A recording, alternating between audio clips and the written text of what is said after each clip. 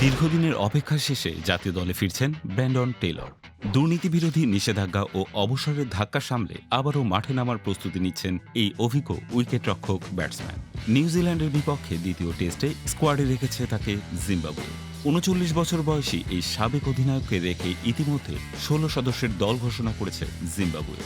গত ২৫ জুলাই শেষ হয়েছে আইসিসির দুর্নীতি বিরোধী আইন লঙ্ঘনের দায়ে পাওয়া নিষেধাজ্ঞা। ফলে তার সামনে আর কোনো বাধা নেই ক্রিকেটে ফেরার। ৭ আগস্ট বুলাওয়েতে শুরু হবে দ্বিতীয় ও শেষ টেস্ট। বর্তমান অধিনায়ক ক্রেগ আরভাইন আগে নিশ্চিত করেছিলেন টেইলরের দলে ফেরার। আরভাইন বলেন, দ্বিতীয় টেস্টে সে থাকবে। আমি জানি গত কয়েক মাসে সে কি পরিমাণ পরিশ্রম করেছে। আমরা তার অভিজ্ঞতা কাজে লাগাতে মুখিয়ে আছি।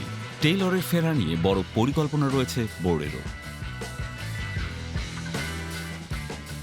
প্রথমে কোচিংয়ে যাওয়ার কথা থাকলেও জিম্বাবুয়ে ক্রিকেটের ব্যবস্থাপনা পরিচালক গিলমোর মাকুনির চেষ্টায় আবারও খেলার সিদ্ধান্ত নেন তিনি।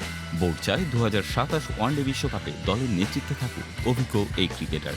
নিষেধাজ্ঞার সময় কোনো স্বীকৃত ম্যাচ বা দলের সঙ্গে অনুশীলনের সুযোগ না থাকায় হারারেতে একটি অভিজাত স্কুলের সুযোগ সুবিধা ব্যবহার করে নিজেকে প্রস্তুত রেখেছেন টেইলর।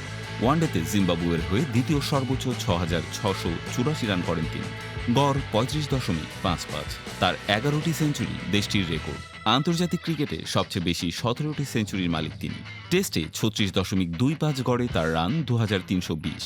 ৬টি সেঞ্চুরির মধ্যে ৫টি বাংলাদেশের বিপক্ষে। টি-টোয়েন্টিতে করেছেন ৯৩৪ রান। ২০১১ সাল থেকে ২০২১ সাল পর্যন্ত ৩ সংস্করণ মিলিয়ে নেতৃত্ব দিয়েছেন ৭১ ম্যাচে। ২০১৫ বিশ্বকাপের পর নটিংহ্যামশায়ারের হয়ে কোলপ্যাক চুক্তিতে ইংল্যান্ডে খেলতে যান। পরে ২০১৭ সালে জাতীয় দলে ফেরে। নির্বাসনের দীর্ঘ সময়টা নিজেকে গড়ে তোলার সুযোগ হিসেবে নিয়েছিলেন টেইলর। নিষেধাজ্ঞার শর্ত মেনে আনুষ্ঠানিক ক্রিকেটের বাইরে থেকেও ধরে রেখেছেন ফিটনেস ও মনোসংযোগ।